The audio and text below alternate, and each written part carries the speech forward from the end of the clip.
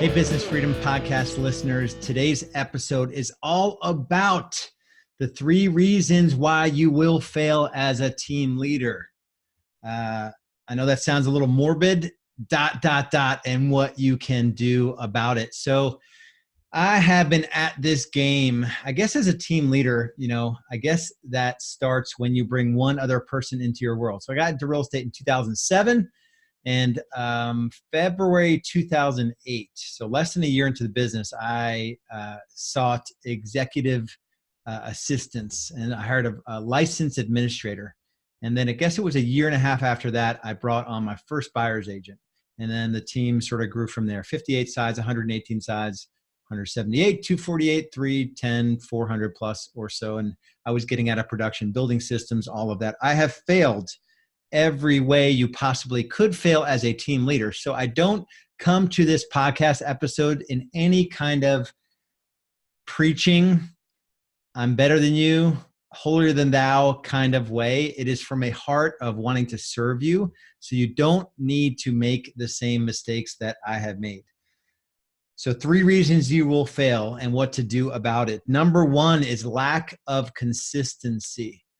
So the real estate business is actually quite simple. I have a graphic that I go through in our membership with our members about the business we're playing. And really we're generating leads. We're, having conversations. We are, so generating leads, setting appointments, meeting those appointments, signing those appointments, those consultations to clients. And then we're, getting them closed, and then they're a client for life. So it's like a pipeline that we're managing all the time. And there's a cadence around all of that, that you need to sort of honor the consistency that you bring to the business in that cadence, and the things that you track in the business, and the way you dumb the business down just as a business, and also for the people that are in your business, knowing that there's only 7 things really we need to track, like how many leads are we generating, how many appointments are we setting, how many are we meeting, how many are signing, how many are, going from client status to pending to close to giving us referrals, or even referrals during the process there. And so it's this constant thinking that there's something different or better, usually on the front end of that pipeline that I just laid out. Like, this is magic lead source, or if I just pay this company a referral fee, it'll be great. Like, I'll pay 35%. And then the model won't work if you pay 35% for marketing, which is what you're doing when you're paying any referral fees to anybody. It's just a really challenging model. So this lack of consistency of the business, and then you in the business. And I see a lot of team leaders bring like a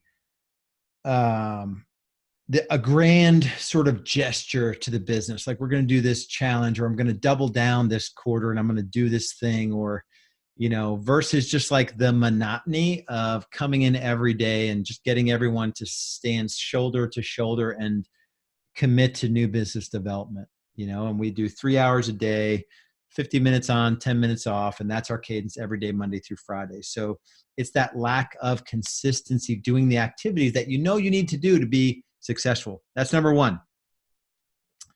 And then the second one is lack of accountability.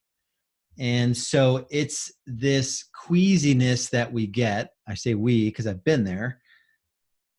This queasiness that we get, like holding people accountable. We think that accountability is something you do to someone, versus really accountability. When you boil it down, the person needs to be accepting of the accountability. So there's some expectation setting that I think we need to do a better job of as team leaders. And people need accountability. So accountability is something, it's a value proposition for being on your team.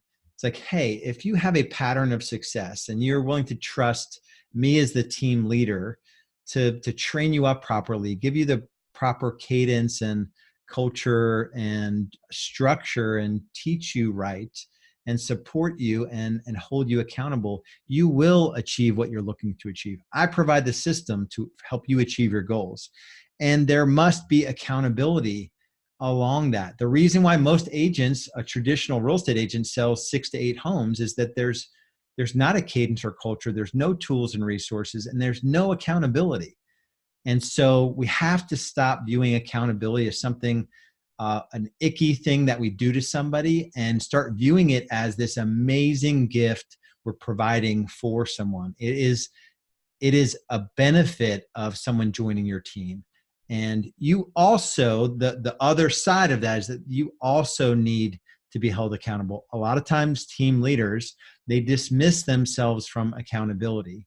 I'm the boss, you're going to do the thing, and I don't need to be accountable to anyone. And you still may be in a season in your business, even if you have others around you, you still may be in a season where you need to be in there.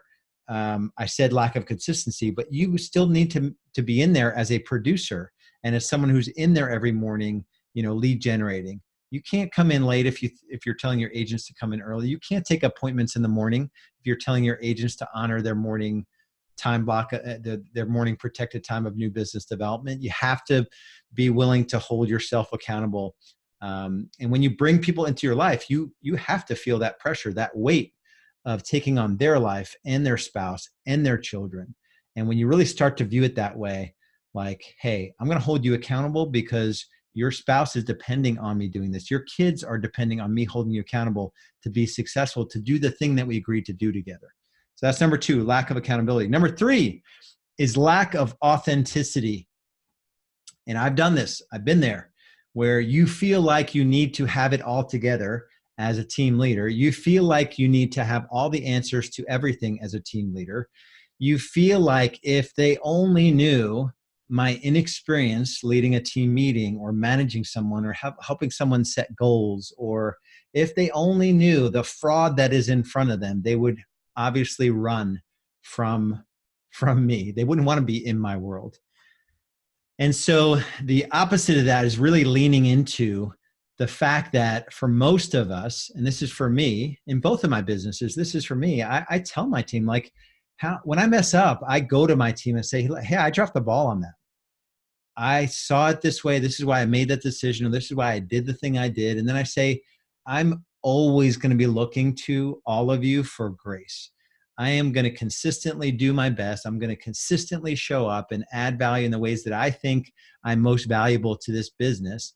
And I'm going to consistently fail. I'm going to consistently mess up. I'm going to consistently do things that you sort of question or wonder, what's the motive, and we're going to consistently have to have conversations about what those things are so that I can come to all of you and just be honest with you about, hey, I messed that thing up.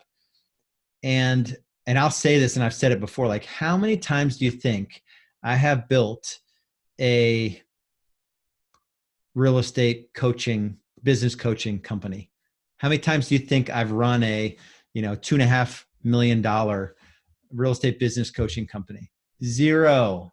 In 2013, I just decided that nobody was doing a certain segment. I'm like, hey, I'm going to do that. Like, and then here we are, 6+ years later. And it's the first time I've ever been at this point in this business. And I'm learning to let go, and I'm learning to truly delegate outcomes versus tasks. And I'm, learning how to be more loving of people and more accepting of things being done a different way. And I've messed up this week on all of those things I just mentioned. So it's this, your team needs to see that authenticity, and maybe it's better said, lack of vulnerability.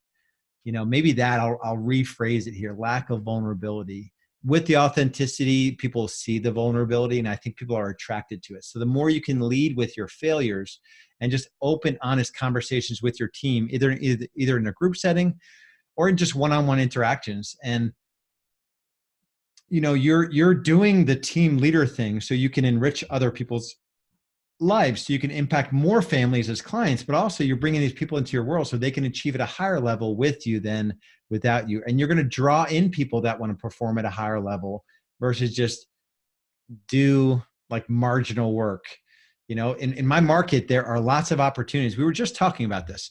So I'm in Charlotte, North Carolina. There are lots of opportunities to make a healthy 6-figure income in a corporate setting where you're working 40-hour work weeks and nobody's going to be pushing you hard.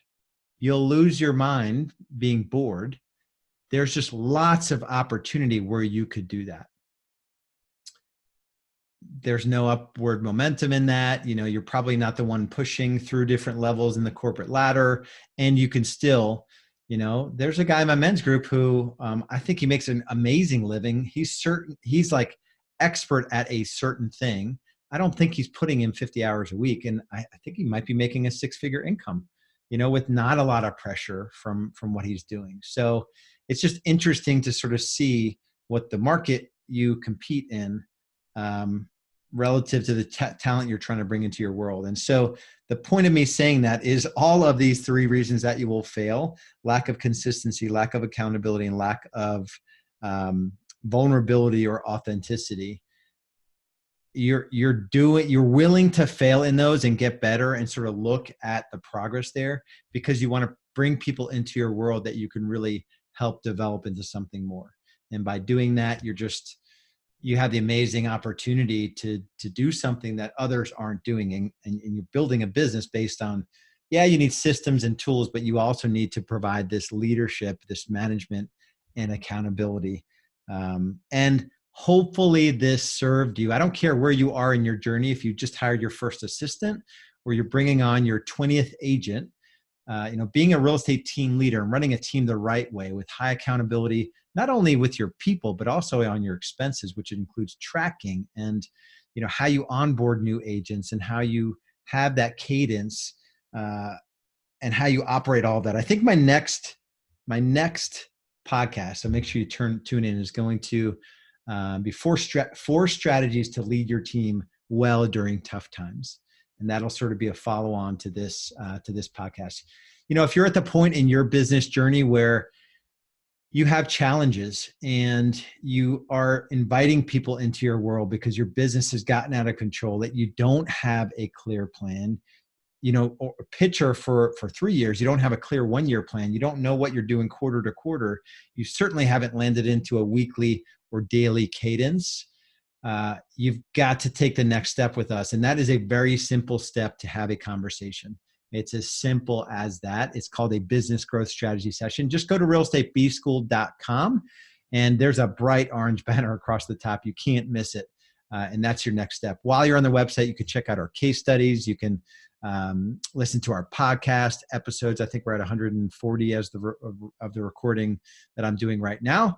But take action. Schedule a business growth strategy session. There's a simple application that we asked you to put together. We cater to a real specific niche. It's someone that's already achieved traditional success in our industry. They've got some administrator support, probably a buyer agent or two, all the way up to, we just onboarded a team that'll do $4.5 million that needs systems work and they're not tracking well and the team owner is heavy in production. So anywhere from 500,000 GCI to 5 million GCI, there's a spectrum of challenges that we help solve. So if that's you and you're struggling, just go to realestatebschool.com and book in for a strategy session. We'll see you there. Bye-bye.